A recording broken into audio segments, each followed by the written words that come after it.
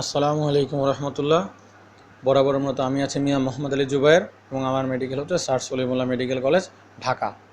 তো আজকে আমাদের পড়ার টপিক হচ্ছে জীববিজ্ঞান দ্বিতীয় পত্রের চ্যাপ্টার 11-এর পার্ট 3। এর আগে আমাদের দুইটি পার্ট হয়েছে এবং এরপরে আর একটি পার্ট আছে, অর্থাৎ মোট 4টি পার্টে এই অধ্যায়টি ভাগ করা হয়েছে। তো আজকে আমাদের পার্ট 3। এখানে আমরা পড়ব লিঙ্গ নির্ধারণ থেকে শুরু করে আমাদের যে genetical expression of ABO blood group রয়েছে সেই পর্যন্ত, এবং অর্থাৎ আমরা আজকে পড়তেছি পলিজেনিক ইনহেরিটেন্সের পরবর্তী অংশ থেকে শুরু করে বিবর্তনের আগ পর্যন্ত, এবং আমাদের রেফারেন্স বুক বরাবরের মতোই গাজী আজমল স্যারের লেটেস্ট এডিশন। তো চলো আর কথা না বাড়িয়ে আমরা আমাদের লেকচারে ফিরে যাই। এখানে দেখো লিঙ্গ নির্ধারণ নীতি। ক্রোমোজোমের মাধ্যমে, যে ক্রোমোজোমের মাধ্যমে জীবের লিঙ্গ নির্ধারিত হয় তাকে কি বলা হয়? তাকে বলা হয় সেক্স ক্রোমোজোম। তাকে আমরা কি বলি? তাকে আমরা বলি সেক্স ক্রোমোজোম। তাহলে সেক্স ক্রোমোজোম কাকে বলে? যেই ক্রোমোজোমের মাধ্যমে জীবের লিঙ্গ নির্ধারিত হয় তাকে বলা হয় সেক্স ক্রোমোজোম। মানুষের প্রতি কোষে কতটি ক্রোমোজোম থাকে? অবশ্যই উত্তর হবে কিন্তু 46টি, কারণ আমি কোশ্চেন করেছি টি। কিন্তু যদি বলা হয় কত জোড়া, তাহলে হবে 23 জোড়া। এই 23 জোড়া ক্রোমোজোমের 22 জোড়া যেগুলো আছে, এই প্রথম 22 জোড়া একই ধরনের এবং উভয় লিঙ্গে এগুলো দেখা যায়। তো এইগুলোকে বলা হয় অটোজোম বা দেহকোষ। কিন্তু পরবর্তীতে 23তম জোড়া রয়েছে, 23তম জোড়ার ক্রোমোজোমে কিন্তু পুরুষ এবং নারীর মধ্যে ভিন্ন, মানে পুরুষ এবং নারী যে আমরা পাই, তো এই সদস্যের ভিন্ন ঘটায়। তো আমরা এর আগে শিখে এসেছি, যদি দুটি ক্রোমোজোমে যদি এক্স এক্স হয় তাহলে সেটি হবে নারী, এবং একটি ক্রোমোজোম এক্স এবং একটি ক্রোমোজোম যদি ওয়াই হয় তাহলে সেটি কি হবে? সেটি হবে পুরুষ। তো এটাকে আমরা কি বলি? তো দেখো সেক্স ক্রোমোজোম। সেক্স ক্রোমোজোম আরও কি নাম আছে? সেক্স ক্রোমোজোমের আরও নাম আছে হেটারোজোম। এটা কিন্তু মনে রাখতে হবে যে হেটারোজোমটা কি। হেটারো শব্দের অর্থ ভিন্ন। দেখো হেটারো শব্দের অর্থ কি? ভিন্ন। তো হেটারোজোম বা সেক্স ক্রোমোজোম। তো এই 22 জোড়ার থেকে এটি ভিন্ন হওয়ার কারণে এটাকে কি বলা হয়? হেটারোজোম। তো এখানে দেখো নারী সদস্যের গ্যামেট সৃষ্টির সময় শুধুমাত্র এক্স থাকে, এবং এর আগে আমরা শিখে এসেছি হোমো শব্দের অর্থ হচ্ছে এক, হেটারো শব্দের অর্থ হচ্ছে ভিন্ন। দেখো এখানে এক্স এবং এক্স দুটি একই, এই কারণে এটাকে কি বলা হয়? হোমোগ্যামেটিক সেক্স। এবং এটা যেহেতু আছে একটা এক্স একটা ওয়াই, দুটির মধ্যে ভিন্নতা থাকার কারণে এটাকে আমরা কি বলতে পারি? এটা হচ্ছে হেটারোগ্যামেটিক সেক্স।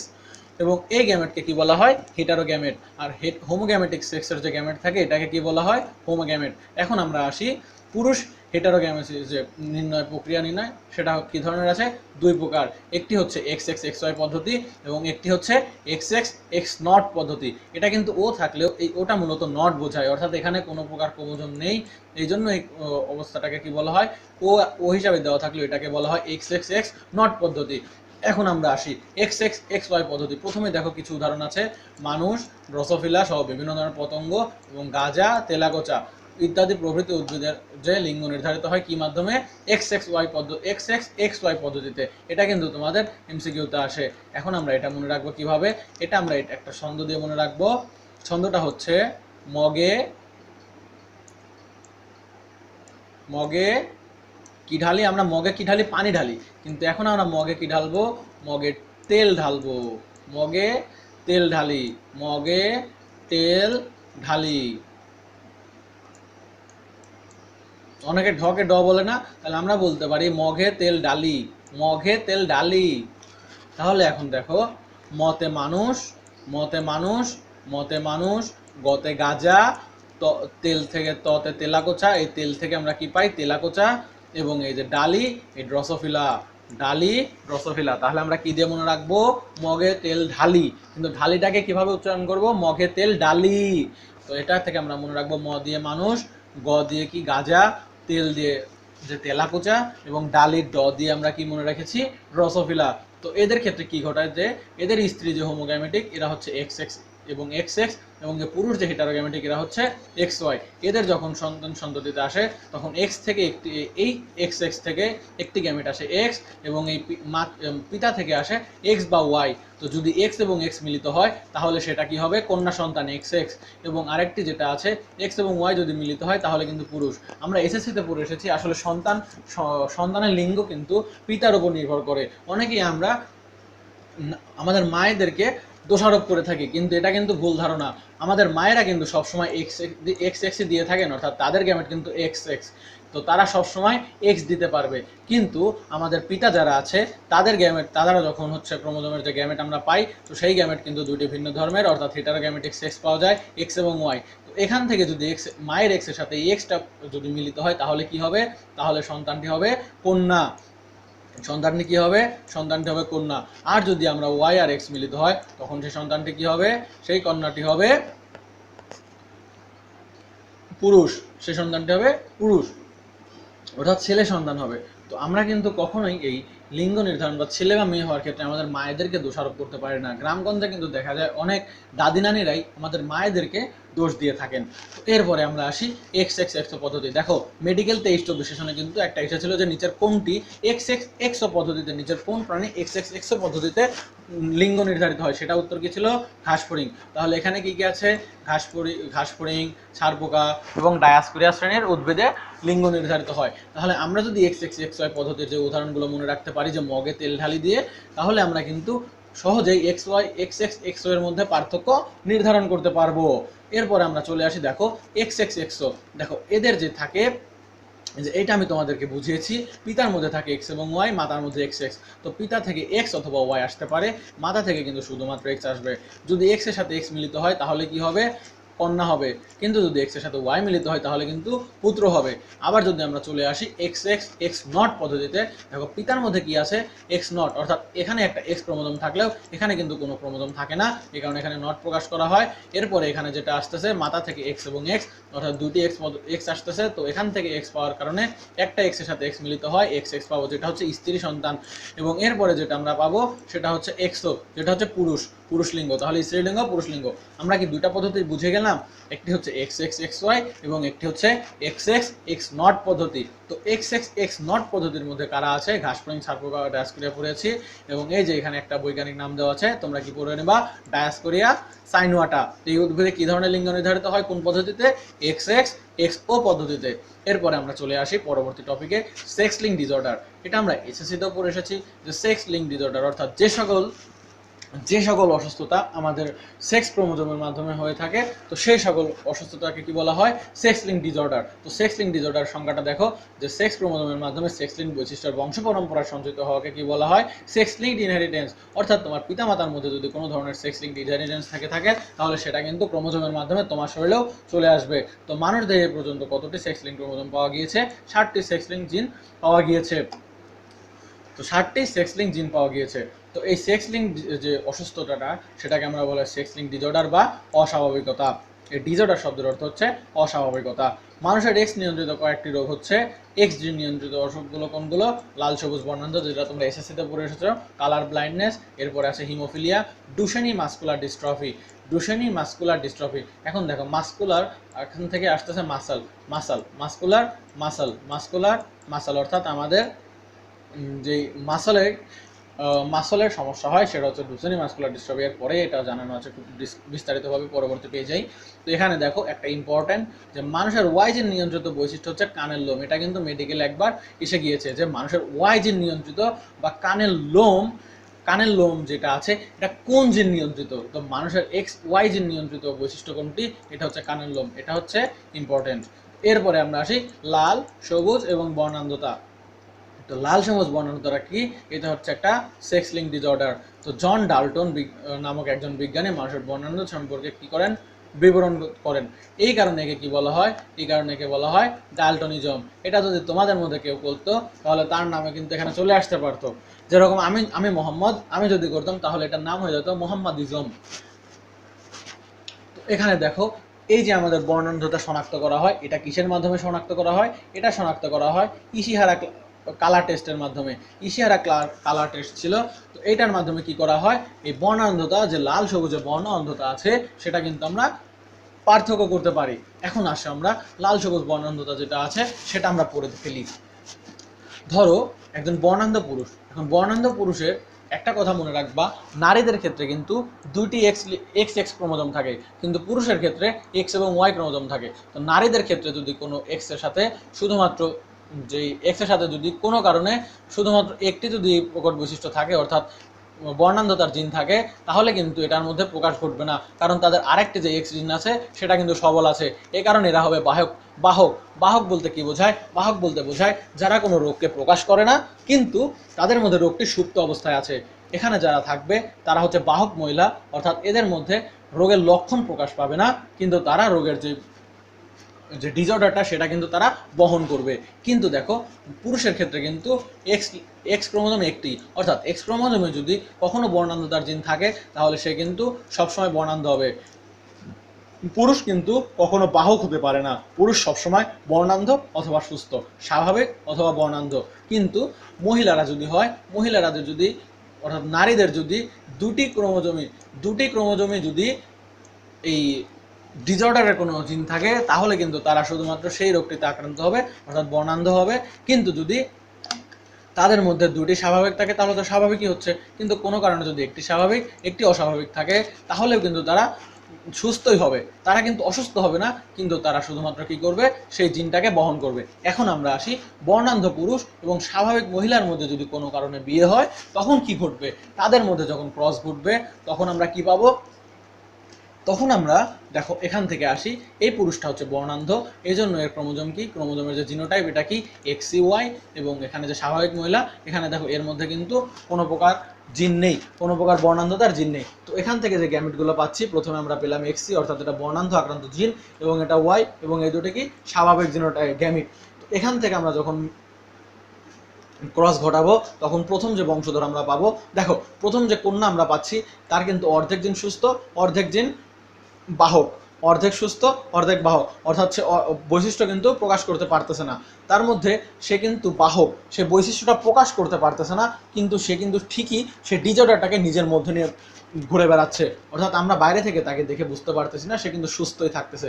কিন্তু দেখো এই যে বর্ণান্ধ পুরুষ এবং স্বাভাবিক মহিলার মধ্যে যখন বিয়ে হলো, এদের মধ্যে যখন ক্রস ঘটলো, তখন ক্রস ঘটার পরে দেখুন পুত্রগুলো কিন্তু সকলে স্বাভাবিক, কারণ এদের মধ্যে কিন্তু দেখো কোনো প্রকার বর্ণান্ধতার জিন নেই, এই কারণে এরা কি হয়েছে, স্বাভাবিক। অর্থাৎ আমরা যে পাবো সন্তান যেটা পাবো, অর্থাৎ বর্ণান্ধ পুরুষ এবং স্বাভাবিক মহিলার যদি কোনো ক্রস হয় তাহলে আমরা যেটা পাবো সকলেই স্বাভাবিক। কিন্তু যেই কন্যাগুলো আমরা পাবো তারা কি হবে, বাহক। এরা যদি পরবর্তীতে কারোর সাথে বিয়ে হয় তাহলে কিন্তু আমরা আবার প্রকট বৈশিষ্ট্য পেয়ে যাব। এই জন্য দেখো ওখানে লেখা আছে যে পুত্র কন্যা সকলেই স্বাভাবিক দৃষ্টি সম্পন্ন হলেও কন্যাদের সবাই কি হবে, সবাই বর্ণান্ধ জিনের বাহক হবে। আশা করি সবাই বুঝেছো। এরপরে আমরা আসি, এখন দেখো আমরা দেখো এই যে যারা আছে, এই যে প্রথম বংশধর যারা আমরা পেয়েছি বাহক কন্যা, এদের সাথে যদি আবার কোনো স্বাভাবিক পুরুষের বিয়ে হয়, স্বাভাবিক পুরুষের বিয়ে হয়, তখন তাদের মধ্যে যদি ক্রস ঘটে তাহলে কি ঘটবে দেখো তো, তাহলে দেখো স্বাভাবিক পুরুষ এবং সেই বাহক মহিলার মধ্যে যদি ক্রস ঘটে তাহলে দেখো আমরা পেয়ে যাব একজন স্বাভাবিক কন্যা, একটি স্বাভাবিক পুত্র, একজন বাহক বর্ণান্ধ পুত্র এবং একজন বাহক কন্যা। তাহলে দেখো এখানে কিন্তু পুরুষটা স্বাভাবিক ছিল, কিন্তু পরবর্তীতে তার যে ওয়াইফ ছিল সেও কিন্তু স্বাভাবিক ছিল, কিন্তু সে জিনটা বহন করার কারণে সে ছিল বাহক, এবং এদের যেই ক্রসটা ঘটেছে এই ক্রস ঘটার কারণে একজন স্বাভাবিক কন্যা, একজন স্বাভাবিক পুত্র এবং একজন বাহক কন্যা এবং একজন বর্ণান্ধ পুত্র পাওয়া গেছে। এখানে একটা বিষয় দেখো, এখানে যে ছিল, এখানে যে পিতা, অর্থাৎ ধরো এটা তোমার নানু, এটা তোমার নানু এবং এটা হচ্ছে তোমার নানি, এখান থেকে পাওয়া গিয়েছে তোমাদের আম্মুকে, তোমাদের আম্মু হচ্ছে এটা, এখন এটা হচ্ছে তোমার বাবা, এবং তোমার বাবা ছিল স্বাভাবিক, তোমার মা ছিল বাহক মহিলা, অর্থাৎ সেও সুস্থ, কিন্তু সে বর্ণান্ধতার জিনটা পেয়েছিল, কিন্তু পরবর্তীতে দেখা যায় তোমার দেহের মধ্যে সেটা চলে আসছে, তুমি কি হয়ে গেছো, বর্ণান্ধ। তাহলে দেখো বর্ণান্ধ কে ছিল, বর্ণান্ধ ছিল তোমার নানা, কিন্তু পরবর্তীতে তুমি যে হয়ে গেলা, এর মধ্যে তোমার নানিও সুস্থ ছিল, তোমার বাবা সুস্থ ছিল, তোমার মা সুস্থ ছিল, কিন্তু তুমি এসে, অর্থাৎ যে আমার ভাইয়ারা যারা আছো, তুমি দেখা গেল কি হইলা, তুমি হয়ে গেলা বর্ণান্ধ। তো এই যে ঘটনাটা ঘটতেছে, এই ঘটনাটাকে কি বলা হয়, ক্রিস ক্রস ইনহেরিটেন্স, অর্থাৎ একদম পিতা থেকে কন্যার মাধ্যমে তার পুত্র অর্থাৎ নাতিকে যে আক্রান্ত করে, এই ঘটনাটাকে কি বলা হয়, ক্রিস ক্রস ইনহেরিটেন্স। তো ক্রিস ক্রস ইনহেরিটেন্স কাকে বলে, ক্রিস ক্রস ইনহেরিটেন্স বলা হয় যে বর্ণান্ধ রোগের যে প্রচ্ছন্ন জিনটি রয়েছে সেটা বংশ পরম্পরায় পিতা থেকে কন্যার মাধ্যমে তার যে পুত্রকে আক্রান্ত করে, তাহলে একে কি বলা হয়, ক্রিস ক্রস ইনহেরিটেন্স। তো এরপরে আমরা চলে আসি যে মহিলাদের তুলনায় পুরুষদের বর্ণান্ধ বেশি হওয়ার কারণ কেন। কারণ কি? তো এখন দেখো পরিসংখ্যানে কি দেখা গিয়েছে যে মার্কিন যুক্তরাষ্ট্রে প্রায় 8% পুরুষ এবং 0.5% মহিলা। আমার ভাইদের জন্য এবং আমার জন্য আমার কষ্ট হচ্ছে যে আমাদের এই রোগ হওয়ার সম্ভাবনা বেশি, কিন্তু আমাদের আপুদের এই রোগ হওয়ার সম্ভাবনা কিন্তু অনেক কম। তো এখানে আমরা দেখো যে বর্ণান্ধতার জিন, এটা কিন্তু আমি তোমাদেরকে আগেই আলোচনা করে এসেছি যে পুরুষের দেহে শুধু একটি এক্স ক্রোমোজোম থাকে, কিন্তু নারীদের দেহে কিন্তু এটি দুটি থাকে।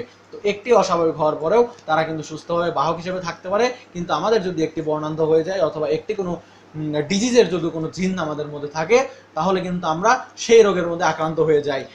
কিন্তু আমাদের মায়েরা যারা আছে তারা কিন্তু শুধুমাত্র যদি একটি ক্রোমোজোম থাকে, তাদের সেই ইনহেরিটেন্সের যদি কোনো বা ডিজিজের কোনো জিন থাকে, তাহলে কিন্তু তারা বাহক হিসেবে থাকলেও তারা সুস্থ থাকবে। কিন্তু তাদের যদি দুইটাই কখনো কি হবে, দুইটা যদি কখনো ইনহেরিটেন্সে আক্রান্ত জিন হয়, তাহলে কিন্তু তারা দেখা যাবে যে সে বর্ণান্ধ হবে। এই কারণে কিন্তু পুরুষের থেকে নারীদের এই বর্ণান্ধ হওয়ার যে তুলনাটা, এটা হারটা কিন্তু কম। এরপরে দেখো চিকিৎসা ক্ষেত্রে আমরা কোন টেস্ট, ইশারা কালার টেস্ট। সকলেই আমাকে এখান থেকে দেখে বলবা এখানে যে কত সংখ্যা আছে, দেখি তোমাদের মধ্যে কে কে বর্ণান্ধ আর কে কে সুস্থ। নিচেরটা কিন্তু কেউ দেখবা না, নিচে কি লেখা আছে। প্রথমে আগে এটা দেখবা, আসলে কি দেখতে পাও সেটা কিন্তু অবশ্যই আমাকে কমেন্ট বক্সে জানাবা। আমি দেখতে চাই তোমাদের মধ্যে কে কে স্বাভাবিক এবং কে কে বর্ণান্ধ। এরপরে আমরা চলে আসি হিমোফিলিয়া। হিমোফিলিয়াটা কি? এটা হচ্ছে এক ধরনের রক্ততঞ্জন ঘটিত ত্রুটি যা বা অস্বাভাবিকতা। এটা কি? এটা এক্স ক্রোমোজোমের একটি, এটা কি কারণে ঘটে? এক্স ক্রোমোজোমের একটি প্রচ্ছন্ন মিউট্যান্ট যে জিন আছে, প্রাকৃতিক বা কৃত্রিমভাবে পরিব্যক্ত কোনো জিনের কারণে হিমোফিলিয়া হয়ে থাকে। তো হিমোফিলিয়া দুই ধরনের হয়, হিমোফিলিয়া ক্লাসিক হিমোফিলিয়া এবং ক্রিসমাস ডিজিজ বা হিমোফিলিয়া এ এবং হিমোফিলিয়া বি। এটা যখন আমরা চ্যাপ্টার 4 পড়েছি রক্ত, তো সেখানে আমরা পড়েছি রক্ততঞ্জনের যে 13টি ফ্যাক্টর থাকে, তার মধ্যে যদি 8 নম্বর ফ্যাক্টরটি অর্থাৎ অষ্টম ফ্যাক্টর বা অ্যান্টি হিমোফিলিক ফ্যাক্টর যদি কোনো কারণে উৎপন্ন না হয়, তাহলে সেটা হবে হচ্ছে হিমোফিলিয়া এ বা ক্লাসিক হিমোফিলিয়া। এবং এর পরবর্তী যে 9 নম্বর যে তঞ্জন গঠিত, যে 9 নম্বর যে আমার রক্ততঞ্জনের যে ফ্যাক্টর বা প্লাজমা থ্রম্বোপ্লাস্টিন যে কম্পোনেন্ট থাকে বা ক্রিসমাস ফ্যাক্টর যেটা থাকে, সেটা যদি কোনো কারণে অনুপস্থিত থাকে, তাহলে সেক্ষেত্রে কি হবে? ক্রিসমাস ডিজিজ বা হিমোফিলিয়া বি।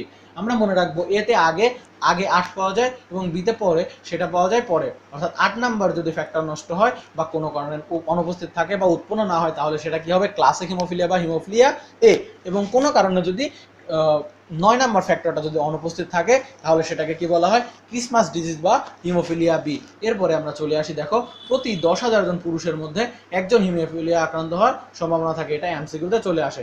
এখন দেখো যে সাধারণত হিমোফিলিক পুরুষ বা মহিলারা 16 বছর বয়সের মধ্যেই রক্তক্ষরণের কারণে মারা যায়। তো তোমাদের আশা করি কারো হিমোফিলিয়া থাকার কথা না, কারণ তোমাদের সকলেরই 16 থেকে বেশি বয়স। তো আলহামদুলিল্লাহ বলি আমরা সকলেই যে আল্লাহ তাআলা আমাদেরকে সুস্থ রেখেছেন। তো এরপরে দেখো এক্স ক্রোমোজোমে অবস্থিত স্বাভাবিক এবং হিমোফিলিয়া অ্যালিল দুটি যথাক্রমে এগুলো হলে পরে মহিলারা 3 ধরনের জিনোটাইপ উৎপন্ন করে, এক্সএইচ এক্সএইচ সম্পূর্ণ স্বাভাবিক, এক্সএস এক্সএস স্বাভাবিক। দেখো এখানে কিন্তু শুধুমাত্র একটি জিনোটাইপ রয়েছে, থাকার কারণে একটি গ্যামেট যদি ভিন্ন হওয়ার কারণে তারপর এটা স্বাভাবিক, কিন্তু কি এটা বাহক। এবং এরা দেখো দুইটাই যদি কোনো কারণে আক্রান্ত হয়, তাহলে তারা কি হবে? হিমোফিলিক। এবং পুরুষের ক্ষেত্রে দুই ধরনের হতে পারে, কারণ পুরুষ কখনো বাহক হতে পারে না, নয় স্বাভাবিক অথবা অসুস্থ বা হিমোফিলিক। এখন দেখো ইংল্যান্ডের যে মহারানী ছিল ভিক্টোরিয়া, তোমরা সবাই জানো হয়তো কুইন ভিক্টোরিয়ার কথা। তার যে 4 কন্যা ছিল, তার মধ্যে 2 কন্যা অ্যালিস এবং বিয়াট্রিস, এরা কি ছিল? হিমোফিলিয়ার বাহক ছিল। এরা কিন্তু হিমোফিলিয়ার বাহক ছিল, এরা কিন্তু হিমোফিলিয়ায় আক্রান্ত ছিল না। অর্থাৎ এর পরবর্তীতে যে সকল বংশধর তাদের মধ্যে এসেছে, তাদের মধ্যে কিন্তু আমরা হিমোফিলিয়া দেখতে পেয়েছি। তো এখন দেখি আমরা এখানে আরেকটি আসি। দেখো এটা একজন স্বাভাবিক পুরুষ যার কিন্তু হিমোফিলিয়া আক্রান্ত নয়। এখানে একজন আছে স্বাভাবিক কিন্তু বাহক মহিলা, অর্থাৎ এও কিন্তু একজন স্বাভাবিক মহিলা, কিন্তু তার মধ্যে কি আছে? হিমোফিলিয়ার যে বাহক জিন সেটা কিন্তু আছে। তো এখানে আমরা যখন স্বাভাবিক পুরুষ থেকে যখন গ্যামেট পাই, তখন আমরা 2টি স্বাভাবিক পেয়েছি। কিন্তু যখন স্বাভাবিক মহিলা থেকে আমরা যখন গ্যামেটটা পেয়েছি, সে যেহেতু বাহক, সেজন্য আমরা একটি পাবো হিমোফিলিয়া আক্রান্ত জিন। এখানে যখন আমরা ক্রস ঘটাবো, তখন দেখো আমরা একজন স্বাভাবিক কন্যা পাবো, একজন স্বাভাবিক কিন্তু বাহক কন্যা পাচ্ছি, একজন স্বাভাবিক পুত্র পাচ্ছি এবং একজন হিমোফিলিক পুত্র পাচ্ছি। তো এই সকল চার্টের যে পার্সেন্টেজগুলো থাকে, এগুলা কিন্তু অবশ্যই আমাদের আসে। ধরো প্রশ্ন আসতে পারে যে স্বাভাবিক পুরুষ এবং স্বাভাবিক বাহক মহিলার মধ্যে যদি ক্রস ঘটানো হয়, তাহলে এদের সুস্থ স্বাভাবিক পুত্র হওয়ার সম্ভাবনা কত? দেখো এখানে 4 জনের মধ্যে একজন, অর্থাৎ 4-এর 1/4। এর অর্থ কি? এর অর্থ হচ্ছে 25%। এর অর্থ হচ্ছে 25%। আবার যদি বলা হয় এখানে স্বাভাবিক কন্যা সন্তানের পার্সেন্টেজ কত বা এই দম্পতির স্বাভাবিক কন্যা সন্তান হওয়ার সম্ভাবনা কত, তখন দেখো এটা বাহক কন্যা হলেও কিন্তু এই স্বাভাবিক, অর্থাৎ 4 জনের মধ্যে 2 জন, অর্থাৎ 4 জনের মধ্যে কয়জন, 4 জনের মধ্যে 2 জন, অর্থাৎ এটার পার্সেন্টেজ কত হলো 50%। তো এই কোশ্চেনগুলো কিন্তু অবশ্যই তোমাদের এমসিকিউতে আসে। তো এগুলো যদি তোমাদের ভালোভাবে জানা থাকে, এই ক্রসটা যদি তোমরা ভালোভাবে করতে পারো, খুব সহজেই তোমরা 1 মার্ক পেয়ে যাবা। এটা কিন্তু মেডিকেল ভর্তি পরীক্ষায়, ভার্সিটি ভর্তি পরীক্ষাতেও আসতে দেখা যায়, আর বোর্ডে তো অহরহ আসতেই থাকে। তো এরপরে আমরা যেটা পড়বো সেটা হচ্ছে মানুষের কয়েকটি সেক্স লিঙ্ক ডিসঅর্ডার, অর্থাৎ সেক্স লিঙ্ক যে রোগগুলো আছে। দেখো লাল সবুজ বর্ণ অনুযায়ী এটা আমরা পড়ে এসেছি যে লাল এবং সবুজ বর্ণের মধ্যে পার্থক্য করতে পারে না। হিমোফিলিয়া যেটা একটু আগেই পড়ে নিলাম, যে রক্ততঞ্জন ঘটিত বিলম্ব ঘটে কোনটা কোনটা, রক্ততঞ্জনের যে ফ্যাক্টর আছে 8 এবং 9, 8 হলে পরে কি হবে, রক্ততঞ্জনের ফ্যাক্টর 8 যদি অনুপস্থিত থাকে তো সেটা কি হবে, হিমোফিলিয়া এ, এবং যদি রক্ততঞ্জনের যে ফ্যাক্টর যদি 9 নাম্বার যদি অনুপস্থিত থাকে তাহলে সেটা কি হবে, হিমোফিলিয়া বি। আমরা ওইটা পড়েছি এবং অবিরাম রক্তক্ষরিত হয়। এরপরে আসতেছি মাসকুলার ডিস্ট্রফি, বিভিন্ন অঙ্গের। এখানে দেখো মাসকুলার অর্থাৎ মাসল থেকে আসছে মাসকুলার, তো এই যে পেশির যে সঞ্চালন এবং স্বাভাবিক কাজকর্মের যে সক্ষমতা এটাকে কিন্তু কমিয়ে দেয়। এবং রাতকানা, রাতকানাও কিন্তু আমাদের অবশ্যই মনে রাখতে হবে, রাতকানা হচ্ছে একটা সেক্স লিঙ্ক ডিসঅর্ডার, রাতকানা একটি সেক্স লিঙ্ক ডিসঅর্ডার। তো রাতকানা হলে রাতে কিছু দেখতে পায় না। এবং ডায়াবেটিস ইনসিপিডাস, ডায়াবেটিস কিন্তু 2 প্রকার, একটা হচ্ছে ডায়াবেটিস ইনসিপিডাস এবং একটা হচ্ছে ডায়াবেটিস মেলাইটাস। তো যেটা ইনসিপিডাস সেটা হচ্ছে সেক্স লিঙ্ক ডিসঅর্ডার, আর যেটা মেলাইটাস সেটা কিন্তু সেক্স লিঙ্ক ডিসঅর্ডার নয়। স্যাররা কিন্তু এখানেই তোমাদের অপশনটা ঝামেলা করে দিবে, ডায়াবেটিস ইনসিপিডাসের জায়গায় স্যাররা কি দিবে, ডায়াবেটিস মেলাইটাস। তো অবশ্যই আমাদেরকে মনে রাখতে হবে সেক্স লিঙ্ক ডিসঅর্ডার কোনটা, diabetes insipidus, diabetes insipidus, diabetes mellitus নয়। এখন ডায়াবেটিস ইনসিপিডাসকে অস্বাভাবিক মূত্রত্যাগ এবং শারীরিক অক্ষমতা। এরপরে যেটা ফ্রাজাইল এক্স সিনড্রোম, এটা হচ্ছে অটিজম এবং মানসিক যে ভারসাম্যতা থাকে এটা হারিয়ে ফেলে, তো ভারসাম্যহীনতা দেখা যায়। তো হাইপার ট্রাইকোসিস, হাইপার, হাইপার শব্দের অর্থ আমরা সকলে হয়তো একজন অপরজনকে বলি এত হাইপার হওয়ার দরকার নেই। হাইপার শব্দের অর্থ হচ্ছে বেশি, হাইপার, হাইপার শব্দের অর্থ বেশি। আর এখানে যে আছে ট্রাইকোসিস, ট্রাইকোসিস এসেছে ট্রাইকম শব্দ থেকে, ট্রাইক্রোম, ট্রাইক্রোম, ট্রাইকম তোমরা বোটানের চ্যাপ্টার 8-এ পড়ে এসেছে। ট্রাইকম শব্দের অর্থ উপাঙ্গ বা এখানে লোম বোঝানো হয়েছে। এবং আইএস মানে সিস, কোথাও যদি তোমরা বায়োলজিতে সিস শব্দটি পাও তো সিস শব্দটির অর্থ হচ্ছে প্রক্রিয়া। তো হাইপার ট্রাইকোসিস, হাইপার শব্দের অর্থ বেশি, ট্রাইক্রোম অর্থ লোম এবং সিস শব্দের অর্থ প্রক্রিয়া। তো দেহে ঘন লোমের উপস্থিতিটাকে কি বলা হয়, ঘন অর্থাৎ বেশি, এবং লোমের যে উপস্থিতি এটাকে কি বলা হয়, হাইপার ট্রাইকোসিস। এবং টেস্টিকুলার ফেমিনাইজেশন, ফেমিনাইজেশনটা আসছে ফিমেল থেকে, ফেমিনাইজেশনটা ফিমেল থেকে আসছে। আর টেস্টিকুলার আমরা সকলেই জানি টেস্টিস কাদের থাকে, টেস্টিস পুরুষের মধ্যে, বা শুক্রাশয় যা পুরুষের মধ্যে, অন্ডকোষ টেস্টিস এটা কোথায় থাকে, পুরুষের মধ্যে থাকে। তো টেস্টিকুলার ফেমিনাইজেশন দুইটি একসাথে কেন, এটার কারণ হচ্ছে পুরুষ ধীরে ধীরে কিসে পরিণত হয়, স্ত্রীতে পরিণত হয়। তাহলে পুরুষ ধীরে ধীরে স্ত্রীতে পরিণত হওয়ার যে রোগটি সেক্স লিঙ্ক ডিসঅর্ডার সেটাকে কি বলা হয়, টেস্টিকুলার ফেমিনাইজেশন। দেখো আমরা যদি ওয়ার্ডগুলো সম্পর্কে ভালোভাবে জানি তাহলে কিন্তু আমরা এমনি বলতে পারি বিষয়টা কি বোঝাচ্ছে। এরপরে আমরা চলে আসি ডুসেনি মাসকুলার, মাসকুলার থেকে, মাসকুলারটা কোথা থেকে আসছে, মাসাল থেকে আসছে। এখন দেখো আমরা এর আগেও পড়েছি সেক্স লিঙ্ক ডিসঅর্ডারগুলো ছেলেদের বেশি হয়, তো এই অসুখটি ছেলে শিশুদের বেশি হয়। এবং এই যে সূত্রপাত যেটা ঘটায় সেটাকে কি বলা হয়, মাসকুলার ডিস্ট্রফি। এটা একটা জিন ঘটিত রোগ।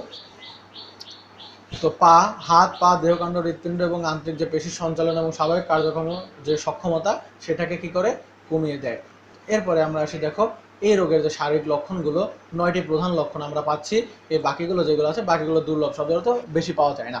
তো রোগের সাধারণ যে শারীরিক লক্ষণগুলো আছে সেগুলো হচ্ছে পেশির দুর্বলতা ও সমন্বয়ের অভাব।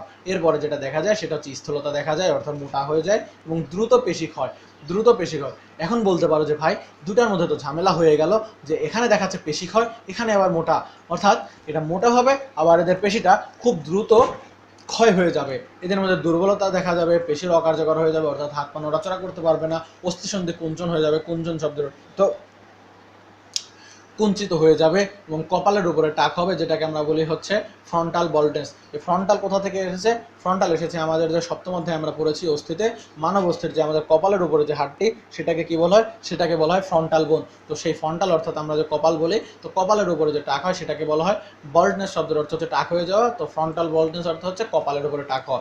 এরপরে দেখো চোখে ছানি পড়া, চোখের পাতা ঝুঁকে পড়া, মানসিক অস্বাভাবিকতা এবং জননাঙ্গের ক্ষয়িষ্ণুতা, অর্থাৎ এদের যে সন্তান প্রজননের যে ক্ষমতা সেটাও কিন্তু কমে যায়। তো এখন দেখো এই যে বিভিন্ন ধরনের পরামর্শ যে ঝামেলাগুলো হয় বা যে সমস্যাগুলো দেখা যায়, তো সেগুলো তোমরা এখান থেকে দেখে নিবা। এগুলো আসলে বোঝানোর তেমন কিছু নেই। এরপরে আমরা চলে আসি যে মাসকুলার ডিস্ট্রফি যে একটা দুর্লভ জিন গঠিত, এটার কারণ কি? এটার কারণ হচ্ছে ডিস্ট্রফিন যে ইয়াগুলো আমাদের মধ্যে আছে, এই যে ডিস্ট্রফিন জিন আমাদের মধ্যে দেহে যে রয়েছে, তো এই ডুচেনি মাসকুলার ডিস্ট্রফির জন্য দায়ী কোনটি? ডিস্ট্রফিন জিন। তো এটার কপি থাকে না। তো এখানে আমরা আসি ডুচেনি মাসকুলার ডিস্ট্রফিকে সংক্ষেপে কি বলা হয়? ডিএমডি। তো কোনো কোনো শিশু যদি অনুগ্র মানসিক প্রতিবন্ধী বিশিষ্ট হয়, তো সেগুলো কি পরবর্তীতে ঘটতে ঘটতে তারা এই অনুগ্র মানসিক প্রতিবন্ধী হতে হতে পরবর্তীতে তাদের মধ্যে অটিজম দেখা যায়। কেন দেখা যায়? এই ডুচেনি মাসকুলার ডিস্ট্রফির কারণে। তো এরপরে দেখো, এখানে আমরা পড়েছি ডিস্ট্রফিন জিন পড়েছি। এরপরে চলে আসে মাসকুলার ডিস্ট্রফি যে জিনের ভূমিকা। দেহের প্রায় কতটি পেশি প্রোটিন রয়েছে? এটা এমসিকিউতে আসতে পারে যে দেহে কতটি পেশি প্রোটিন রয়েছে? প্রায় 3000টি পেশি প্রোটিন রয়েছে এবং প্রত্যেকটি এক একটা জিন রক্ষিত থাকে। এই ডুচেনি মাসকুলার যে ডিস্ট্রফি, তো এটা আবিষ্কার করেন কে? আবিষ্কার করেন হচ্ছে গিলামি বেঞ্জামিন এমান ডুশেনি। এই কারণে কিন্তু এই মাসকুলার ডিস্ট্রফির আগে কি নাম দেওয়া হয়েছে? ডুশেনি। কিন্তু মাসকুলার ডিস্ট্রফি অর্থ হচ্ছে সমস্যা, এবং মাসকুলারটা কি? মাসকুলার হচ্ছে মাসাল থেকে আসছে। তো মাসালের যে প্রবলেম, এটা আবিষ্কার করেছে কে? ডুশেনি। নাম কিন্তু আমাদের রোগের মধ্যে দেওয়া আছে। এরপরে আমরা দেখো এই যে বাহক মাতা এবং স্বাভাবিক পিতা। দেখো স্বাভাবিক যে তার এক্স ক্রোমোজোমটা স্বাভাবিক এবং ওয়াই ক্রোমোজোমটাও স্বাভাবিক, কিন্তু যে বাহক মাতা তার একটি এক্স স্বাভাবিক হলেও একটি অস্বাভাবিক। তো এখানে এদের ক্রসের মাধ্যমে দেখা যাচ্ছে একজন বাহক কন্যা পাচ্ছে, কিন্তু সে কিন্তু সুস্থ, তার মধ্যে কিন্তু রোগের লক্ষণ প্রকাশ পাবে না। কিন্তু একজন দেখো ডুচেনি মাসকুলার ডিস্ট্রফি যুক্ত একজন আমরা পুত্র পাচ্ছি, একজন স্বাভাবিক কন্যা পাচ্ছি এবং একজন স্বাভাবিক। তাহলে তোমরা কি বলতে পারো এখান থেকে এখানে যে স্বাভাবিক কন্যা অর্থাৎ একজন বাহক মাতা এবং একজন স্বাভাবিক পিতার মধ্যে যদি ক্রস করানো হয়, তাহলে কত পার্সেন্ট কন্যা স্বাভাবিক হবে? এটা অবশ্যই আমাকে কমেন্ট বক্সে জানিয়ে যাবা, সকলেই জানিয়ে যাবা। এরপরে আমরা আসি আজকে আমাদের যে পড়া, এটা লাস্ট টপিকে চলে এসেছে, যে এবিও ব্লাড গ্রুপের যে ব্যাখ্যা। তো এবিও ব্লাড গ্রুপ যেটা আছে, আমরা জানি যে 1901 সালে বিজ্ঞানী কার্ল ল্যান্ডস্টেনার কি করেন? মানুষের যে রক্ত রয়েছে এ বি ও, আমরা কি কি রক্ত সম্পর্কে জানি? আমরা জানি এ গ্রুপ, আমরা জানি বি গ্রুপ, আমরা জানি এ বি গ্রুপ, এবং আমরা আরেকটি কি জানি? আরেকটি জানি ও গ্রুপ। সকলেরই প্লাস মাইনাস। তো এই প্লাস মাইনাস কোথা থেকে এসেছে? এটাও কিন্তু রেসাস ফ্যাক্টর থেকে এসেছে। যে সকল রক্তে রেসাস ফ্যাক্টর উপস্থিত থাকে তাদেরকে বলা হয় পজিটিভ রক্তের গ্রুপ, এবং যেসব রক্তে রেসাস ফ্যাক্টরটা থাকে না তাদেরকে বলা হয় নেগেটিভ রক্তের গ্রুপ। তো এখানে আমরা জানি, দেখো আমরা কিন্তু শুধু এই কয়েকটি পারলেও 21 ধরনের ব্লাড গ্রুপ কিন্তু রয়েছে। তার মধ্যে কিন্তু এই এবিও এবং আরএইচ যে ধরনের রক্তের গ্রুপ, এটা আমরা সচরাচর চিনি বা জানি, এটাই ওয়ার্ল্ড ওয়াইডভাবে ব্যবহৃত হচ্ছে। তো এবিও থেকে আমরা বুঝতে পারি আসলে রক্তটা কি A group, B group, AB group নাকি ও গ্রুপ। কিন্তু এই আরএইচ ফ্যাক্টরের উপস্থিতি অনুপস্থিতির উপর আমরা বলতে পারি এটা কি আসলে পজিটিভ গ্রুপ না নেগেটিভ গ্রুপ বা নেগেটিভ গ্রুপ। এরপরে আমরা চলে আসি, দেখো যে মানবদেহে কত প্রকারের অ্যান্টিজেন রয়েছে? মানবদেহে 400 ধরনের অ্যান্টিজেন রয়েছে, এটা কিন্তু ইম্পর্টেন্ট। এরপরে আসো, এখন অ্যান্টিজেন কি আর অ্যান্টিবডি কি? তো এই যে আমাদের লোহিত রক্তকণিকার যে ঝিল্লি রয়েছে, সেখানে আমাদের অবস্থান করে যে মানব ঝিল্লিতে কি ব্লাড গ্রুপ নির্ধারণকারী কি অবস্থান করে? অ্যান্টিজেন। আর অ্যান্টিবডি কোথায় অবস্থান করে? অ্যান্টিবডি থাকে আমাদের রক্ত রস যেটা আছে তার মধ্যে কি থাকে? তার মধ্যে অ্যান্টিবডি থাকে। তাহলে আমাদের কিন্তু অবশ্যই মনে রাখতে হবে অ্যান্টিজেন কোথায় থাকে? অ্যান্টিজেন কিন্তু থাকে লোহিত রক্তকণিকার যে ঝিল্লি রয়েছে সেখানে থাকে অ্যান্টিজেন। আর অ্যান্টিবডি কোথায় থাকে? অ্যান্টিবডিগুলো থাকে আমাদের রক্তরসে। তো এরপরে দেখো যে এখানে অ্যাগ্লুটিনোজেন নামক যে অ্যান্টিজেন, ব্লাড গ্রুপ নির্ধারণকারী অ্যান্টিজেনগুলো কি? মিউকোপলিস্যাকারাইড জাতীয় পদার্থ এবং অ্যাগ্লুটিনোজেন নামে পরিচিত, এবং ব্লাড গ্রুপ নির্ধারণকারী যে অ্যান্টিবডিগুলো আছে এইগুলো কি? গ্লাইকোপ্রোটিন। তাহলে এটা কি ছিল? মিউকোপলিস্যাকারাইড জাতীয় পদার্থ, আর এই অ্যান্টিবডিগুলো কি? গ্লাইকোপ্রোটিন জাতীয় পদার্থ, এবং এরা কি নামে পরিচিত? অ্যাগ্লুটিনিন। তাহলে অ্যাগ্লুটিনোজেন, দেখো এটার নামে শেষে অ্যান্টিজেন আছে, এজন্য এটাকে বলা হয় অ্যাগ্লুটিনোজেন। আর এটা হচ্ছে রক্তরস বা অ্যাগ্লুটিনিন। তাহলে আমরা কিন্তু মনে রাখতে পারি খুব সহজে। এই যে অ্যান্টিবডিগুলো আছে, অ্যান্টিবডিগুলোকে অ্যান্টিবডি এ বা অ্যান্টিবডি আলফা দ্বারা এবং অ্যান্টিবডি বি বা অ্যান্টিবডি বিটা দ্বারা প্রকাশ করা হলেও অ্যান্টিজেনগুলোকে প্রকাশ করা হয় অ্যান্টিজেন এ এবং অ্যান্টিজেন বি দ্বারা। এই এ বি ও রক্তের গ্রুপের ভিত্তিতে আমরা 4টা ভাগে ভাগ করে, যেটা আগেই বলেছি, এ বি এবং ও। এখন আমরা আসি দেখো ব্লাড গ্রুপ এ। তার আগে আমরা এই ছকটা পড়ে নেই, এই ছকটা পড়লেই আমাদের এগুলো পড়া হয়ে যাবে। তো আসো দেখো, ব্লাড গ্রুপ এ যারা, তাদের যে লোহিত রক্তকণিকা, এদের লোহিত রক্তকণিকাতে অ্যান্টিজেন থাকবে এ। আবার যারা ব্লাড গ্রুপ বি, তাদের লোহিত যে রক্তকণিকা, এই লোহিত রক্তকণিকাতে কি অ্যান্টিজেন আমরা পাবো? B antigen. এবং যাদের ব্লাড গ্রুপ এ বি, তাদের আমরা অ্যান্টিজেন কোনটা কোনটা পাবো? এ এবং বি। দেখো ব্লাড গ্রুপ ও আমরা বললেও এটা কিন্তু মূলত নট বোঝায়, অর্থাৎ এদের মধ্যে কোনো প্রকার অ্যান্টিজেন নেই, এও নেই এবং বিও নেই, এই জন্য আমরা এ নট, এখানে আমরা ব্লাড গ্রুপ ও বলি বা নট বোঝানো হয়। তো এই ও দ্বারা কিন্তু মূলত নট বোঝানো হয়। তাহলে দেখো মনে রাখা সহজ। তো আমরা অ্যান্টিজেন কি কি পেলাম? লোহিত রক্তকণিকার যার যে ব্লাড গ্রুপ, তার সেই অ্যান্টিজেন। অবশ্যই এইটা কিন্তু অনেক সময় পরীক্ষাতে আসে যে ব্লাড গ্রুপ এতে কোন অ্যান্টিজেন পাওয়া যায়, ব্লাড গ্রুপ বিতে কোন অ্যান্টিবডি পাওয়া যায়। এখন আমরা যদি অ্যান্টিজেনটা মনে রাখতে পারি, অ্যান্টিবডি সহজেই মনে রাখতে পারবো। দেখো কিভাবে। তো অ্যান্টিজেন যদি এ থাকে, অ্যান্টিবডি কি থাকবে? বি বা বিটা। অ্যান্টিজেন যদি বি থাকে, অ্যান্টিবডি কি থাকবে? এ বা আলফা। এখন অ্যান্টিজেন দুইটাই আছে, তাহলে কি থাকবে? কোনো অ্যান্টিবডি থাকবে না। আবার যদি অ্যান্টিজেন কোনোটাই না থাকে, তাহলে কি থাকবে? এ এবং বি দুটাই থাকবে। তাহলে মনে রাখা কিন্তু সহজ। আমরা কিভাবে মনে রাখবো? যার যে ব্লাড গ্রুপ, তার কি হবে?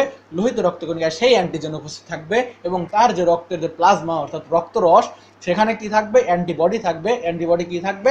যেই অ্যান্টিজেন আছে তার বিপরীতটি। যদি দুইটাই থাকে তাহলে কোনোটিই থাকবে না, যদি কোনোটিই না থাকে তাহলে দুইটাই থাকবে। মনে রাখা সহজ। এখন দেখো এগুলো এখানে বলা হয়েছে যে এই ব্লাড গ্রুপের অ্যান্টিজেন এ থাকে এবং অ্যান্টিবডি বি থাকে, এবং এই যে অ্যান্টিবডি এ বি মিলে যে জমিয়ে দিবে যদি কোনো কারণে এ রক্তের গ্রুপ। এখন দেখো বলতেই তো পারো ভাইয়া এর মধ্যে তো এ থাকতেই পারত। এখন কোনো কারণে যদি এই অ্যান্টিজেনের মধ্যে যদি আমরা এ অ্যান্টিবডি প্রবেশ করাই, তাহলে কিন্তু এই অ্যান্টিজেনটা নষ্ট হয়ে যাবে। এই যে লোহিত রক্তকণিকা কি করবে? জমিয়ে দেবে। এজন্য এ ব্লাড গ্রুপের দাতারা রক্ত কিন্তু কখনোই, এ রক্ত গ্রুপের যে দাতা, তারা এ ও এ বি ব্লাড গ্রুপের ব্যক্তিকে রক্ত দিতে পারবে, কিন্তু কোনোভাবে এবং নিতে পারবে কাদের থেকে? এ এবং ও গ্রুপ। এটাও কিন্তু আমরা একটু পরে একটা ছক আকারে দেওয়া আছে যে কারা কার রক্ত দিতে পারবে, কারা কার থেকে নিতে পারবে। এটা আমি তোমাদের খুব সহজে মনে রাখার টেকনিক শিখিয়ে দিব। এরপরে আমরা আসি, দেখো আমাদের এই ছকটা হয়ে গিয়েছে। একটা জিনিস মনে রাখতে হবে যে মানব জাতির প্রায় কত পার্সেন্ট এই রক্ত গ্রুপের অধিকারী? এটা হচ্ছে 23%। এবং এর পরবর্তীতে আমরা দেখি ব্লাড গ্রুপ বি। তো বি ব্লাড গ্রুপকে অনেকেই বলে গরুর রক্ত, কিন্তু আসলে কেন গরুর রক্ত বলা হয়? কারণ এরা বলে যে বি ব্লাড গ্রুপের সংখ্যাটা অনেক বেশি হওয়ার কারণে একে গরুর রক্ত বলে অনেকেই, বা এটা কমন বা সব সময় পাওয়া যায়। কিন্তু একটা মজার তথ্য কি আমাদের আজমল স্যার দিয়েছে, দেখো বি ব্লাড গ্রুপ কিন্তু 32% হলেও আমাদের ও ব্লাড গ্রুপ কিন্তু 37%। তাহলে আজকে থেকে আমরা কি বলবো? গরুর রক্ত কোনটা? ব্লাড গ্রুপ ও। আচ্ছা, এটা মজার কথা ছিল, মজার বিষয়, এটা কিন্তু আসলে সত্য না। তো এখন আসি ব্লাড গ্রুপ বিতে আমরা কি পাবো? অ্যান্টিজেন বি পাবো, এবং আমরা অ্যান্টিবডি কি পাবো? এটার বিপরীতটা পাবো। তো এরপরে আমরা আসি কে কাকে রক্ত দিতে পারবে, এটা আমরা পরের ছক থেকে দেখে নেব। কত পার্সেন্ট? 32%। এরপরে ব্লাড গ্রুপ এ বি। তো ব্লাড গ্রুপ এ বি কত percent? 8%। Blood group A B কত? 8%। এদের কোনো অ্যান্টিবডি থাকে না। তাহলে প্রশ্ন যদি থাকে যে কোন রক্তের গ্রুপে কোনো প্রকার অ্যান্টিবডি পাওয়া যায় না, সেটা কোনটি হবে? Blood group B. আবার কোন রক্তের গ্রুপে কোনো প্রকার অ্যান্টিজেন থাকে না, সেটা কোনটি? ব্লাড গ্রুপ ও। তাহলে এদের কিন্তু কোনো প্রকার অ্যান্টিজেন নেই, কিন্তু অ্যান্টিবডি এ ও বি উভয় থাকে। আবার এদের কিন্তু কোনো প্রকার অ্যান্টিবডি না থাকার কারণেই এদের উভয় প্রকার অ্যান্টিজেন থাকে। এই কারণে এবি ব্লাড গ্রুপের রক্তকে কি বলা হয়? সার্বজনীন গ্রহীতা বলা হয়, এবং ও ব্লাড গ্রুপের রক্তকে কি বলা হয়? সার্বজনীন দাতা বলা হয়। এটা কিন্তু অবশ্যই মনে রাখতে হবে। বারবার পরীক্ষাতে এমসিকিউ আকারে আসে, বারবার পরীক্ষাতে এমসিকিউ আকারে আসে যে কাকে, কোন ব্লাড গ্রুপকে সার্বজনীন গ্রহীতা এবং কোন ব্লাড গ্রুপকে সার্বজনীন দাতা বলা হয়। তো এরপরে আমরা চলে আসি যে আজকে আমাদের লাস্ট টপিকটা বলেছিলাম যে এবিও ব্লাড গ্রুপের যে দিনতাত্ত্বিক ব্যাখ্যা আছে। এখন দেখো এবিও ব্লাড গ্রুপ নিয়ন্ত্রণকারী যে 3টা অ্যালিল রয়েছে বিজ্ঞানী বার্নস্টাইন, তো এই অ্যালিলগুলো হচ্ছে L A, L B, L nought. L A, L B, L nought. এখন 2-এর অধিক অ্যালিল থাকে জন্য সেগুলোকে কি বলা হয়? মাল্টিপল। মাল্টি শব্দের অর্থ কি? বহু। মাল্টি, এই যে আমরা পড়েছি মাল্টি, মাল্টি, মাল্টি শব্দের অর্থ কি? মাল্টি শব্দের অর্থ হচ্ছে বহু। আমরা বলি না মাল্টিপ্লাগ, যেখানে অনেকগুলো প্লাগ থাকে, তো সেরকম যে মাল্টিপল অ্যালিল মিলে যেটা বৈশিষ্ট্য প্রকাশ করে, এই জন্য এটাকে কি বলা হয়? মাল্টিপল অ্যালিলিজম। তো চলো ব্লাড গ্রুপের আবিষ্কার ল্যান্ডস্টাইনের মতে আমরা কিভাবে বুঝেছি দেখো। এই কোশ্চেনটা কিন্তু অনেক ইম্পর্টেন্ট, যে মানুষের রক্তের গ্রুপ নির্ধারণে মেন্ডেলের যে ব্যতিক্রমগুলো রয়েছে সেটার কোনটা খাটে, সেটা কিন্তু সমপ্রকটতা। এটা কিন্তু বিভিন্ন ভর্তি পরীক্ষায় আসে, বিভিন্ন বোর্ডে আসতে পারে। এবং একটি মজার বিষয় কি, আমি যখন স্টুডেন্ট ছিলাম তোমাদের মতো এইচএসসিতে ছিলাম, তখন আমার একটি এক্সামে এই কোশ্চেনটা এসেছিল। তখন কিন্তু আমি খুব সহজভাবে এই ছকটা ভালোভাবে পড়ার কারণে এটা অ্যান্সার করতে পেরেছিলাম। কিন্তু আমার অনেক ফ্রেন্ড কিন্তু এটা সহজভাবে অ্যান্সার করতে না পারার কারণে তারা আমার থেকে সেদিন পিছিয়ে গিয়েছিল। তো সকলে, আমার যারা স্টুডেন্ট, তোমরা যারা আমার ক্লাস করতেছো, আমি আশা করি তোমাদের কখনো এই প্রশ্ন আসলে তোমরা ভুল করবে না। তাহলে মানুষের রক্তের গ্রুপ নির্ধারণে কোন ব্যতিক্রমটা আমরা পাই, সেটা হচ্ছে সমপ্রকটতা। তো এখন দেখো, এখানে যে অ্যালিলগুলো আছে, এ যে রক্তের গ্রুপ, এর মধ্যে বিশুদ্ধ দুইটা যদি এ থাকে, এটা বিশুদ্ধ, একটা এ থাকবে এবং একটা এ নট থাকবে, তো সেটা হবে সংকর। এখানে দেখো এ বেশি প্রকাশ পায়, এই জন্য এখানে এটা হচ্ছে প্রকট হওয়ার কারণে এ রক্তের গ্রুপটাই প্রকাশ পাবে। আবার যারা বি ব্লাড গ্রুপ, এদের কিন্তু বিশুদ্ধ দেখো জিনোটাইপে দুটাতে বি আছে, কিন্তু যারা সংকর তাদের মধ্যে একটি নট আছে। এরপরে আমরা যেটা আসতেছি সেটা হচ্ছে এবি ব্লাড গ্রুপ। এদের কিন্তু জিনোটাইপে আমরা এল এ এল বি পাচ্ছি, কারণ দেখো এটা কিন্তু বিশুদ্ধ থাকা সম্ভব না, কারণ বিশুদ্ধ এল এ এ বি দুটো একসাথে থাকতে পারে না, অবশ্যই এ এবং বি মিলিতই থাকবে। তো এটা সবসময় সংকর থাকে, এবং সংকর থাকার কারণে এটা কি প্রকাশ পায়, সমপ্রকটতা। এটা কিন্তু এমসিকিউতে আসে, আমি বারবার বলতেছি, এটা তোমরা কোনো না কোনো সময়, এই যে তোমাদের ইন্টার লাইফ থেকে শুরু করে অ্যাডমিশন পর্যন্ত কোনো না কোনো সময় অবশ্যই এই প্রশ্নটা ফেস করবা। তো এরপরে দেখো এল নট, এর তো অবিশুদ্ধ হওয়ার কোনো কথাই নাই, কারণ এর দুইটাই যদি অস্বাভাবিক থাকে, কারণ যদি একটা না থাকে, একটা থাকে, তাহলে কিন্তু সংকর হিসেবে আমরা এ বা বি পেয়ে যাব। কিন্তু কোনো কারণে যদি এ বি কোনোটাই না থাকে, অর্থাৎ দুইটা যদি এল নট হয়, তাহলে আমরা কি পাবো, আমরা পাবো ও ব্লাড গ্রুপ। এখন আসো আর এইচ ফ্যাক্টরের বিষয়টা, যেটা দিয়ে আমরা রক্তের পজিটিভ এবং নেগেটিভটা নির্ধারণ করি। তো আর এইচ ফ্যাক্টরটা কি? আর এইচ ফ্যাক্টর হচ্ছে রেসাস বানর। রেসাস বানরের কথাটা তোমাদের বইতে বলা আছে, এই দেখো। তো এই যে আমাদের রেসাস বানরের রক্ত যে খরগোশের শরীরে প্রবেশ করে দেখা যায় রক্তরসে এক ধরনের অ্যান্টিবডি উৎপাদন। তাহলে কি এই আরএইচ ফ্যাক্টরগুলো কি? এগুলো হচ্ছে অ্যান্টিবডি। এটা কিন্তু কখনোই অ্যান্টিজেন না। এটা কিন্তু আমি আমার যেই এইচএসসি লাইভে এই প্রশ্নটা ফেস করেছিলাম যে আরএইচ ফ্যাক্টর এগুলো কি অ্যান্টিবডি না অ্যান্টিজেন, তখন কিন্তু অবশ্যই তোমাদেরকে অ্যান্সার দিতে হবে অ্যান্টিবডি।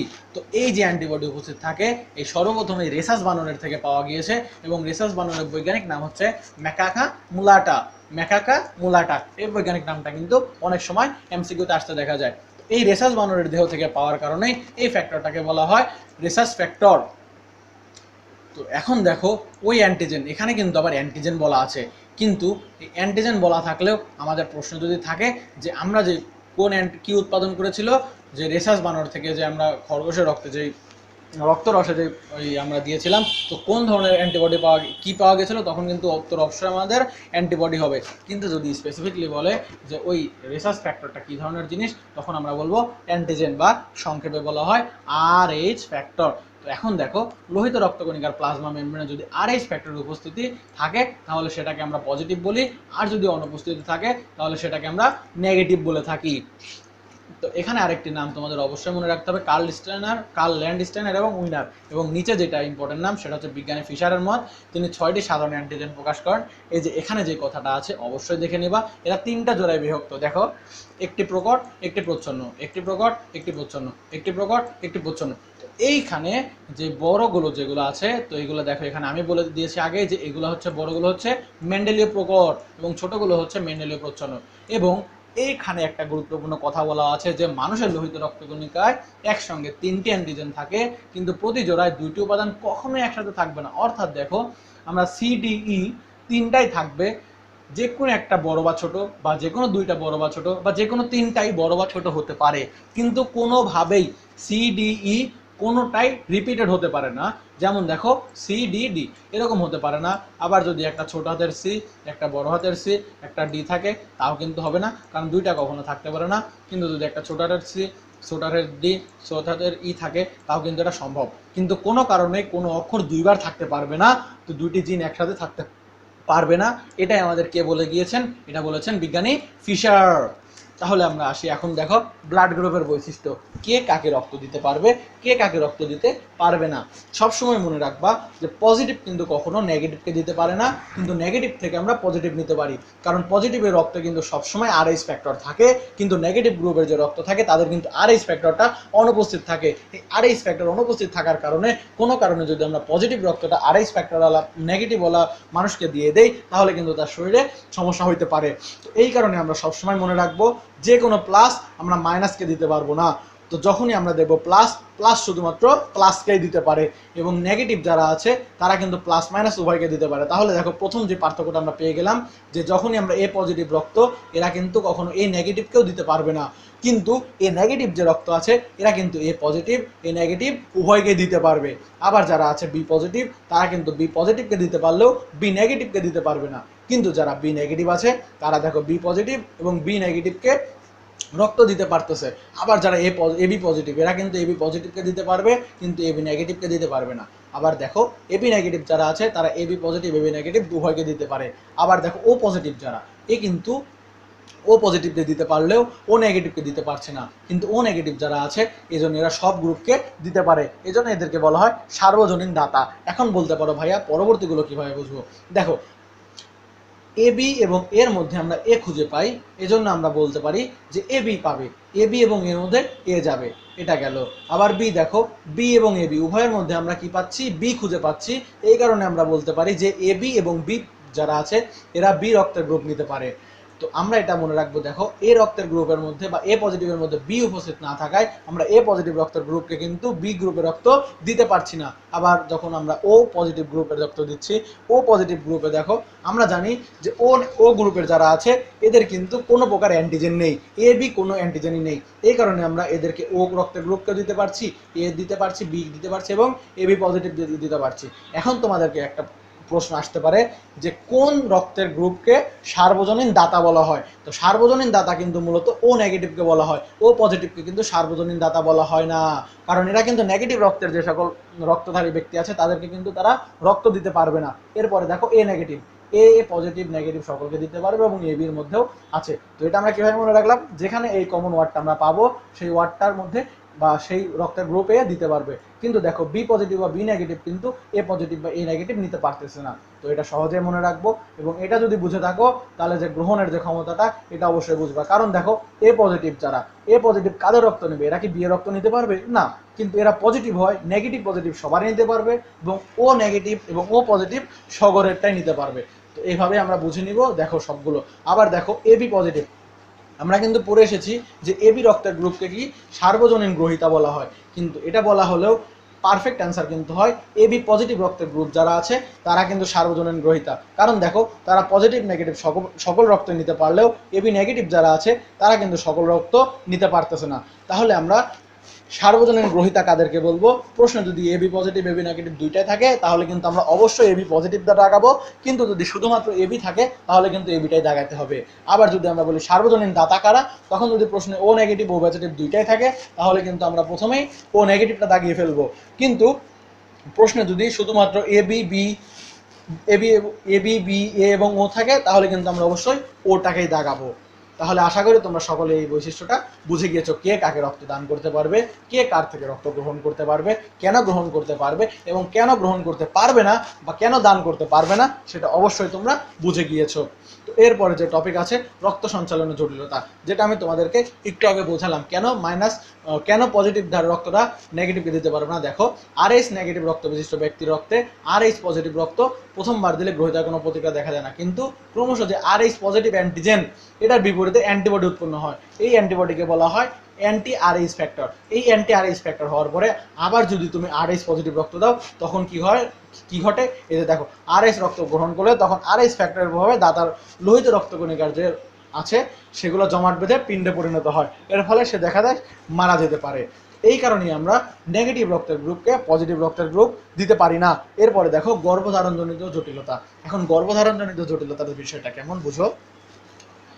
তো আমার ভাইয়াপুরা যারা আছো তারা অবশ্যই এটা মনোযোগ দিয়ে মনে রাখবা, কারণ আমাদের দেখা যাবে তোমাদের পরবর্তীতে বিয়ের ক্ষেত্রে এটা কিন্তু অনেক গুরুত্বপূর্ণ একটা ভূমিকা রাখবে। এখন দেখো আমাদের আপুরা যারা আছো তোমার যদি হয়ে থাকে RH নেগেটিভ রক্তের গ্রুপ, তোমার রক্তের গ্রুপ কি হবে RH নেগেটিভ। এখন তোমার হাজব্যান্ডের রক্তের গ্রুপ যদি হয় RH পজিটিভ, তাহলে তোমাদের শুক্রাণু ডিম্বাণু মিলনের ফলে যে জাইগোট হবে সেখান থেকে যে সন্তান হবে সেই সন্তানের মধ্যে কিন্তু RH পজিটিভ রক্তের গ্রুপ বা RH ফ্যাক্টরটা কিন্তু উপস্থিত থাকতেছে। তোমার দেহে কিন্তু RH ফ্যাক্টরটা থাকে না। ভালো করে বুঝবা, সবাই খুব মনোযোগ দিয়ে এই টপিকটুকু বুঝে নিবা। দেখো আমার যে সকল বোনরা আছো RH নেগেটিভ রক্তের, RH নেগেটিভ যাদের RH ফ্যাক্টরটা শরীরে নেই, অর্থাৎ নেগেটিভ রক্তের গ্রুপ যারা আছো, তাদের শরীরে কিন্তু RH পজিটিভ অর্থাৎ RH ফ্যাক্টরটা থাকে না। কিন্তু তোমার হাজব্যান্ডের যদি পজিটিভ রক্তের গ্রুপ হয়, তাহলে দেখা যাবে যে সে তার রক্তের তখন যখন তোমাদের সন্তান তোমার গর্ভে থাকবে, তখন তোমার সন্তানের মধ্যে সেই RH পজিটিভ থাকার কারণে তোমার দেহে কিন্তু RH পজিটিভের বিরুদ্ধে একটি RH অ্যান্টিবডি কি করবে, গঠন করবে। এর কারণে কি হবে, তোমার প্রথম সন্তান যে হবে সে সুস্থভাবে জন্মগ্রহণ করলেও তোমার দ্বিতীয় সন্তান থেকে কেউ কিন্তু আর জন্মগ্রহণ করতে পারবে না। কারণ সে যখনই তোমার জরায়ুর মধ্যে অবস্থান করবে, তখন তোমার শরীরে যে RH অ্যান্টিবডি রয়েছে সেটা কিন্তু তোমার সন্তানকে যে সন্তানের যে RH পজিটিভ অ্যান্টিজেন আছে সেটার বিরুদ্ধে কাজ করবে। এতে দেখা যাবে তোমার যেই গর্ভে যে সন্তান থাকবে সে কিন্তু মৃত্যুবরণ করবে। এ কারণে দেখা যায় যে যদি আমাদের বিবাহের সময় সকলেই কিন্তু খেয়াল রাখবা, যাদের পজিটিভ রক্তের গ্রুপ তারা পজিটিভে বিয়ে করবা, এবং তোমার হাজব্যান্ড যে থাকবে তাকে পজিটিভে বিয়ে করবা, এবং যাদের নেগেটিভ গ্রুপ আর তারা তো একদম 100% যে বিয়ে করবা অবশ্যই নেগেটিভ রক্তের গ্রুপের হাজব্যান্ডকে। তো অবশ্যই এই জিনিসটা কিন্তু আমি মনে করি তোমাদের সকলকে জেনে রাখা উচিত। তো এখন তো আমরা যারা ডাক্তার, তো আমাদের তো অবশ্যই চিকিৎসা বিজ্ঞানে কিছু না কিছু উন্নয়ন সাধন করতে হবে। এখন হইতেই পারে আমার মনে যাকে ভালো লাগছে সে পজিটিভ রক্তের গ্রুপ কিন্তু আমি নেগেটিভ, এখন কি করা যায়? তো এখন তোমাদের যেটা করা যায়, তো তোমাদের যে RH জনিত তাদের জটিলতা এটা থেকে উতরানোর যে উপায় সেটা হচ্ছে অ্যান্টি-ডি নামে আমাদের যে চিকিৎসা বিজ্ঞানে অ্যান্টি-ডি নামে একটি অ্যান্টি রেসাস অ্যান্টিবডি আবিষ্কার করেছে। ভাইয়া এটা কি? এটা হচ্ছে সন্তান জন্মের তোমার প্রথম যে শিশু হবে, প্রথম যে সন্তান জন্ম নেবে, এই সন্তান জন্মের 72 ঘন্টার মধ্যে যদি আমরা এই অ্যান্টিবডিটা মাতার দেহে শিরার মাধ্যমে শিরাপথে ইনজেকশনের মাধ্যমে প্রবেশ করাই, তাহলে তাদের যে অ্যান্টিজেন RH অ্যান্টিজেন বিরোধী যে RH অ্যান্টিবডি কার্যকারিতা, তো সেটা কি হবে, লোপ পাবে। এর ফলে কি হবে, এরপরে যে তোমার দ্বিতীয় তৃতীয় চতুর্থ যতগুলো সন্তানই কেন না নাও, তাহলে তারা সুস্থভাবে আসতে পারবে। তাহলে কিন্তু আমাদের আসলে পজিটিভকে এবং নেগেটিভকে বিয়ে করাটাই কিন্তু উচিত। আবার একটি কথা, যেই সকল বোনেরা আছো যে তোমরা হচ্ছে পজিটিভ রক্তের গ্রুপ, তোমাদের যদি পছন্দের কেউ থাকে নেগেটিভ রক্তের গ্রুপ, তোমাদের কিন্তু কোনো সমস্যা নেই। কারণ তোমাদের শরীরে RH অ্যান্টিবডি উপস্থিত থাকলেও তোমাদের যেই হাজব্যান্ড আছে তার কিন্তু RH অ্যান্টিবডি না থাকার কারণেও কোনো প্রকার প্রবলেম হবে না। কারণ তোমার শরীর থেকে তোমার সন্তানের RH পজিটিভ থাকবে, তোমার শরীর থেকে নেগেটিভ, তোমার যে হাজব্যান্ড থাকবে তার শরীর থেকে নেগেটিভ, অর্থাৎ এখানে কিন্তু শিশুর ক্ষেত্রে কোনো প্রকার জটিলতা হবে না। কিন্তু যে সকল বোনেরা আমার আছো নেগেটিভ রক্তের গ্রুপ, তো তোমরা কিন্তু অবশ্যই নেগেটিভ রক্তের গ্রুপের কোনো ছেলেকে বিয়ে করবা। আর যদি মনে পছন্দ থাকে পজিটিভ রক্তের গ্রুপ, তো তোমাদের জন্য ব্যবস্থা আছে। তোমরা কি করবা, তোমরা অ্যান্টি-ডি নামে যে অ্যান্টিবডি আছে, তো অ্যান্টি রিসার্চ যে অ্যান্টিবডি আছে, এটা অবশ্যই তোমাদের প্রথম সন্তান জন্মের 72 ঘন্টার মধ্যে তোমাদের শিরাপথে ইনজেকশনের মাধ্যমে দিয়ে দিতে হবে। তো এখানে যে আমরা ব্লাড গ্রুপ নির্ণয়ের প্রয়োজনীয়তা, এখন ব্লাড গ্রুপ নির্ণয়ের প্রয়োজনীয়তা অনেক কিছু। দেখো, ধরো কারো কোনো কারণে অ্যাক্সিডেন্ট হয়ে গেল, তো অ্যাক্সিডেন্টে অনেক রক্তক্ষরণ হয়ে গেল, তো এই রক্তক্ষরণ এবং রক্ত অল্পতা যে আছে, তখন আমাদের চিকিৎসকরা কী করেন, তখন সেই ব্লাড গ্রুপ নির্ণয় করে সেই রক্তের ব্লাড গ্রুপ আমাদের অন্য একজন রক্ত যে আছে দাতা তার থেকে নিয়ে তাকে প্রদান করা হয়। আবার এই যে ব্যাপক বিস্তৃত এবং বৃক্ক যে অঙ্গ প্রতিস্থাপনের ক্ষেত্রে দেখা যায় রক্তের যে গ্রুপ নির্ণয় সেটা আমরা করে নিই। এখানে আরেকটা কথা আমরা মিস করে গিয়েছি, সেটা হচ্ছে এরিথ্রোব্লাস্টোসিস ফিটালিস। এরিথ্রো শব্দের অর্থ হচ্ছে লোহিত। আমরা লোহিত রক্তকণিকার আরেক নাম কি পড়েছি, আমরা কি পড়েছি, রেড ব্লাড সেল বা এরিথ্রোসাইট। তো এরিথ্রোসাইট, এখানে এরিথ্রো বলতে লোহিত রক্তকণিকা এবং ব্লাস্টোসিস বোঝানো হচ্ছে। তো এরিথ্রোব্লাস্টোসিস ফিটালিস, তো এই অবস্থায় শিশু জীবিত থাকলেও তার দেহে প্রচণ্ড কি হয়, এই যে দ্বিতীয় যে সন্তানগুলো হয় তারা যদি জীবিত থাকেও, তো তাদের দেহে প্রচণ্ড রক্ত অল্পতা এবং জন্মের পরে জন্ডিস দেখা যায়। তো রক্ত অল্পতাটা বিষয় কি, আমাদের শরীরে যদি কোনো কারণে লোহিত রক্তকণিকা কমে যায়, তো সেই কারণটাকে কি বলা হয়, রক্ত অল্পতা। তো সেই রক্ত অল্পতা, তো এখান থেকে আসছে এরিথ্রো শব্দের অর্থ লোহিত রক্তকণিকা, এরাথ্রোসাইট থেকে আসছে এরিথ্রো, এবং ব্লাস্টোসিস ফিটালিস, ফিটাল শব্দের অর্থ নিওনেটাল, অর্থাৎ তোমার যে বাবুটা আসছে তো সেটাকে বলা হয় ফিটাস ফিটালিস। এরপরে দেখো এই যে এখানে এরিথ্রোব্লাস্টোসিস ফিটালিস প্রতিরোধে ব্লাড গ্রুপ জেনে বিয়ে করতে হয়, যেটা কিন্তু আমি তোমাদের অবশ্যই বলেছি যে যারা আমার বোনেরা যারা নেগেটিভ রক্তের গ্রুপ আছে তারা অবশ্যই যাদের হাজব্যান্ড তাকে অবশ্যই নেগেটিভ রক্তের গ্রুপ হইতে হবে, এবং দোষ বা নির্দোষ প্রমাণের জন্য এবং জাতিতত্ত্ব নৃতত্ত্ব বিচারের গবেষণার জন্য এবং পিতৃত্ব পরীক্ষার জন্য কি করা হয়, রক্তের গ্রুপ নির্ধারণ করা হয়। এর সাথে আমাদের এই অধ্যায়টা প্রায় শেষের দিকে চলে এসেছি।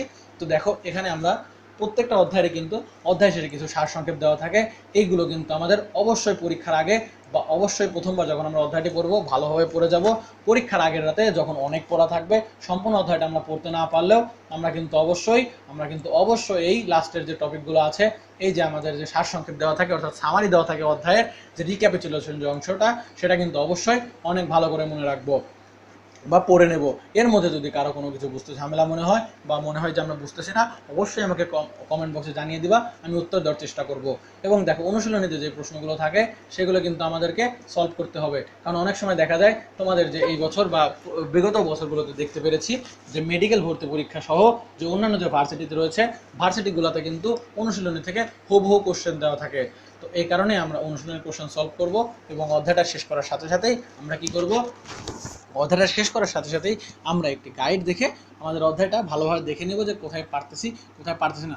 আশা করি আমার ক্লাস করার পরে তোমাদের কারো আর এই সমস্যাটা থাকবে না। সকলকে মনোযোগ দিয়ে আমার আজকের এই ক্লাসটা করার জন্য অনেক অনেক ধন্যবাদ। এবং পরবর্তী যে ভিডিওগুলো আছে তো সেটা আমরা অবশ্যই যে বিবর্তন বা অভিব্যক্তি যেটা আছে সেটা আমাদের আজকের যে টপিক হয়েছে পার্ট 3, এর পরবর্তী ভিডিও পার্ট 4-এ শেষ করব। এবং সকলেই খুব মনোযোগ দিয়ে আগামী ক্লাসগুলোও করবা, এবং আশা করি সকলেই আমি যে কোশ্চেনগুলো করেছি সেগুলো আমার কমেন্ট বক্সে জানিয়ে দিবা। সকলেই ভালো থাকো। আসসালামু আলাইকুম ওয়া রাহমাতুল্লাহি ওয়া বারাকাতুহু।